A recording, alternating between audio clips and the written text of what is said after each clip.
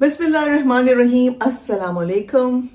आप सबको मैं आपके अपने व्लॉग में खुशामदीद कहती हूँ। उम्मीद करती हूँ आप सब लोग बहुत खैरियत से होंगे। आज का व्लॉग आपके लिए बहुत इंपॉर्टेंट है और बहुत डिमांड पे है इस व्लॉग की कि ये बनाया जाए और इस पे बात की जाए। आज का व्लॉग हमारा है हमारे बच्चों की रीडिंग स्किल्स के बारे में।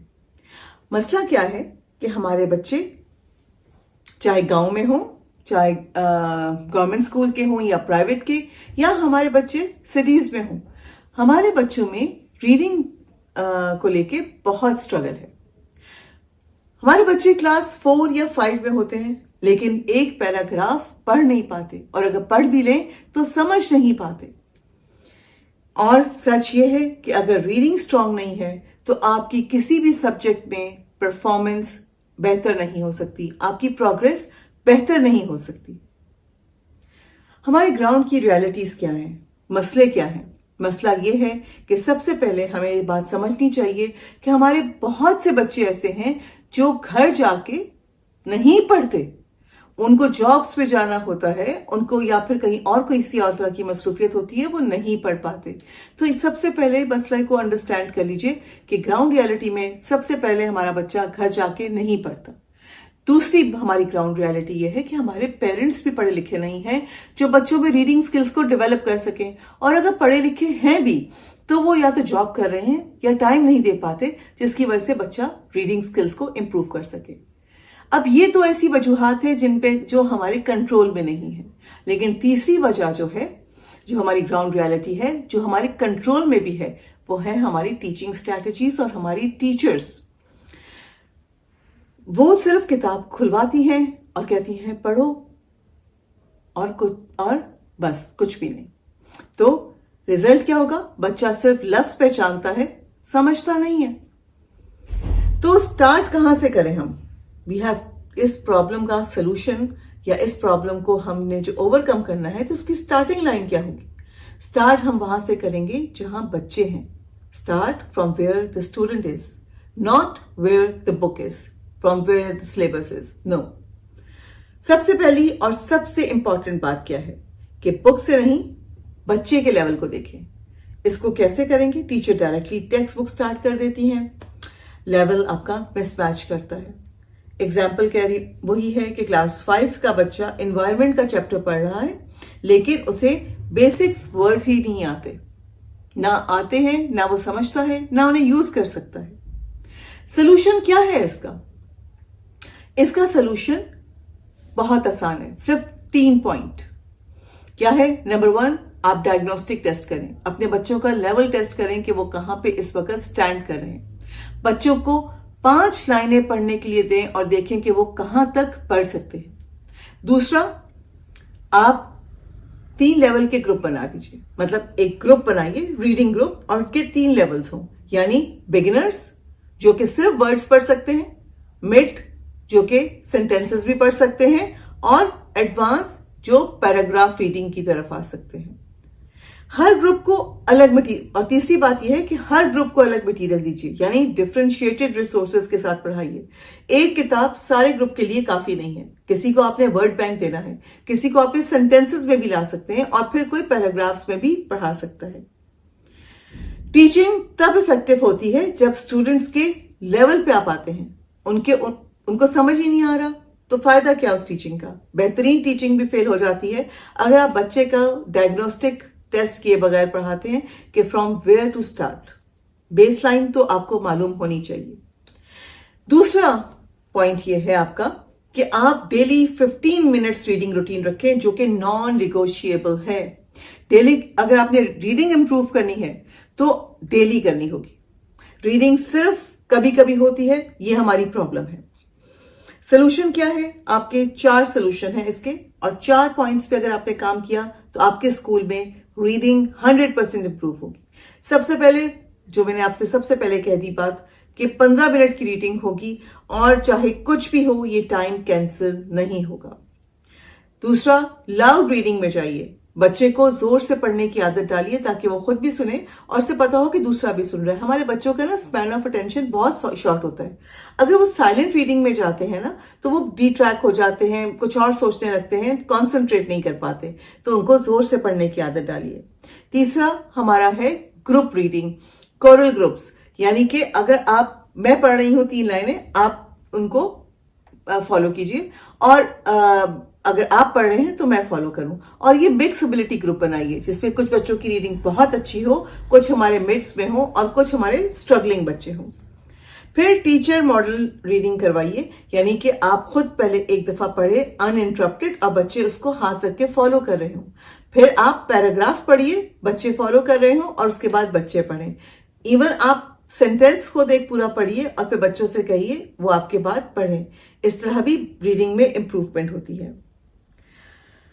आप एक सिंपल पैराग्राफ लीजिए, पहले खुद पढ़ें, फिर क्लास से कहें कि उसे रिपीट करें। देखिए, रीडिंग एक ऐसी स्किल है जो अगर आप सिर्फ प्रैक्टिस से ही इंप्रूव कर सकते हैं, बल्कि कोई भी स्किल अगर आपने डेवलप करनी है, चाहे वो स्विमिंग है, चाहे वो ड्राइविंग है, चाहे कोई भी स्किल है, वो आपको प्रैक्टिस से ही आपकी बेहतर होती है और ज्यादा स्ट्रांग डेवलप होती है। तीसरी और सबसे अहम स्ट्रैटेजी है कि आप अपनी क्लास में एक एक्टिव वर्ड वॉल बना दीजिए, जो कि वर्ड बैंक सिस्टम को कायम करना है आपने, और वो एक्टिव सिस्टम होना चाहिए।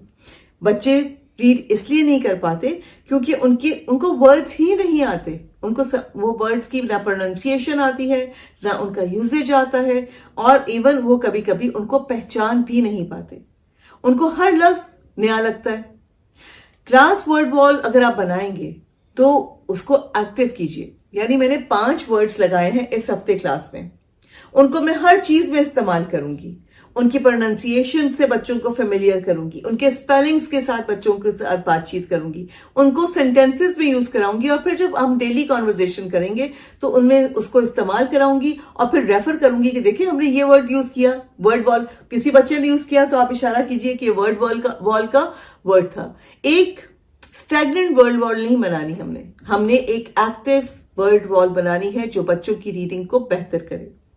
फिर उन वर्ड्स को हमने डेली रिपीट करना है। अगर नेक्स्ट वीक मेरे 5 नए वर्ड्स ऐड हुए हैं तो पिछले वर्ड्स को मैं भूलूंगी नहीं, उनको भी शामिल करके अपना वर्ड बैंक बड़ा करती चली जाऊंगी।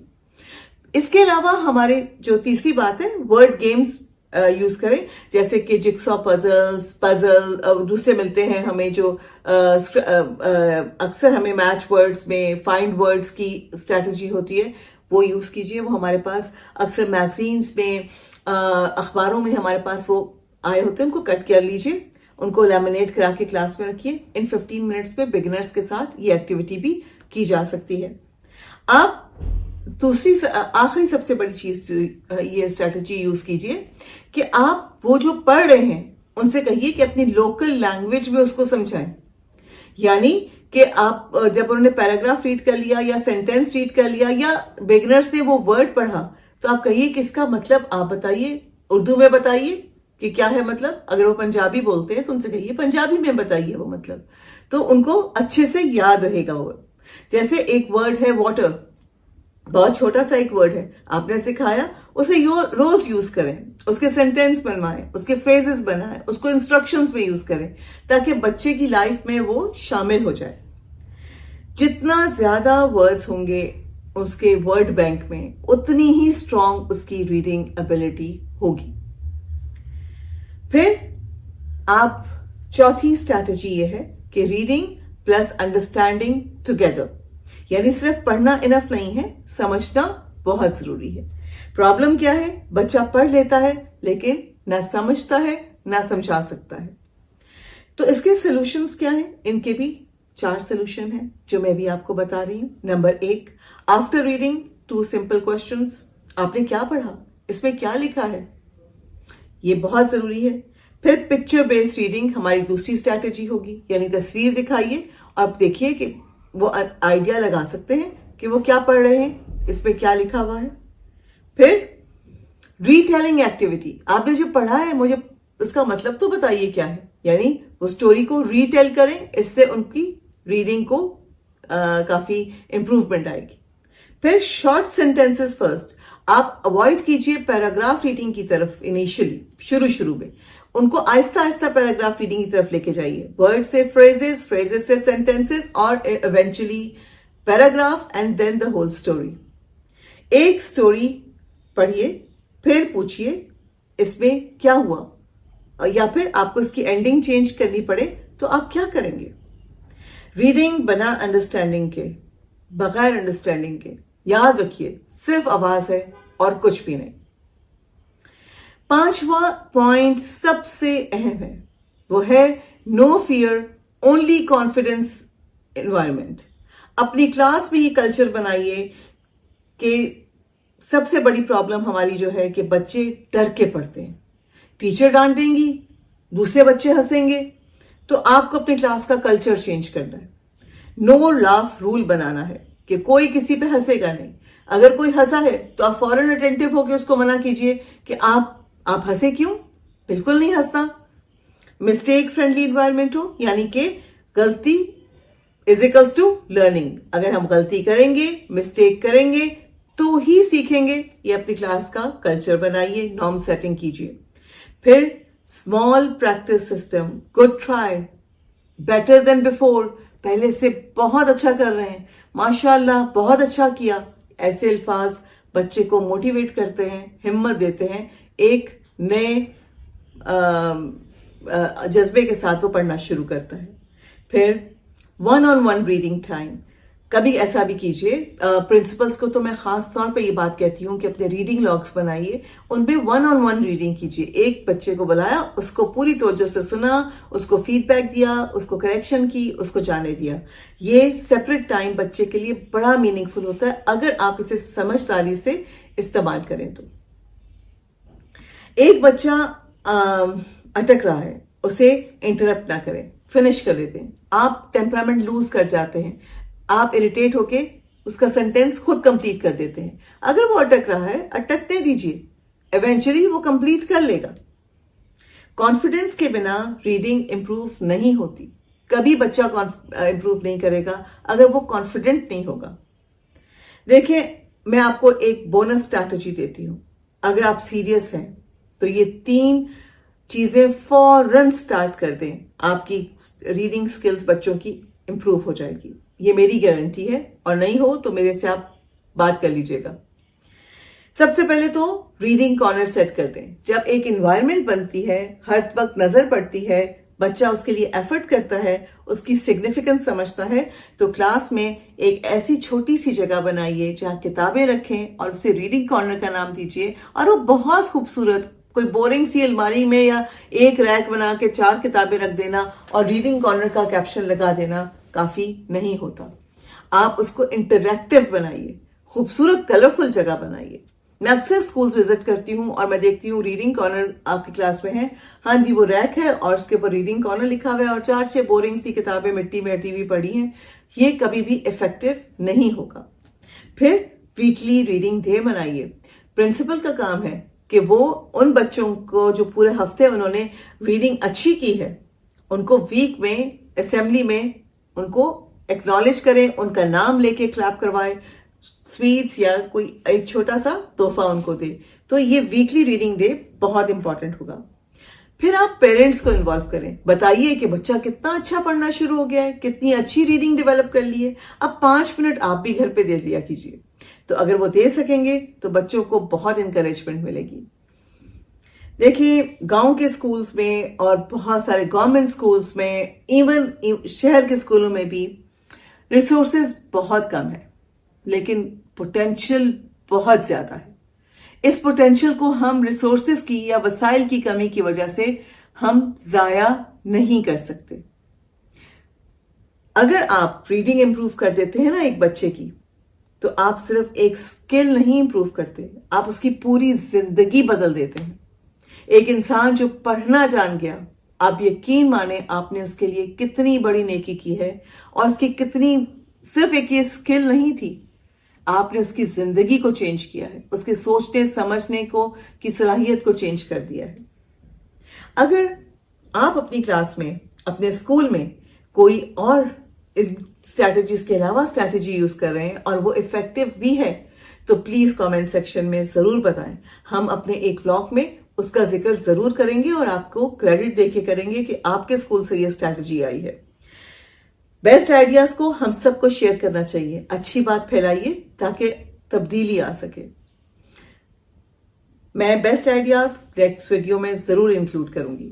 मैं उम्मीद करती हूं कि मेरी इस वीडियो से आप पूरा फायदा उठाएंगे, ये स्ट्रैटेजीज अपने स्कूल में शामिल करेंगे, बच्चों की रीडिंग इंप्रूव करेंगे और अपना कंट्रीब्यूशन इस जर्नी में पॉजिटिव रखेंगे।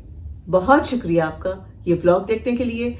आप कमेंट सेक्शन में कमेंट कीजिए, इस चैनल को सब्सक्राइब कीजिए, अपनी उन फ्रेंड्स के साथ, कोलीग्स के साथ जिन तक ये लिंक नहीं पहुंचा, इस व्लॉग का लिंक जरूर पहुंचाइए ताकि वो भी अपने स्कूल में बच्चों की रीडिंग स्किल्स को इंप्रूव कर सके।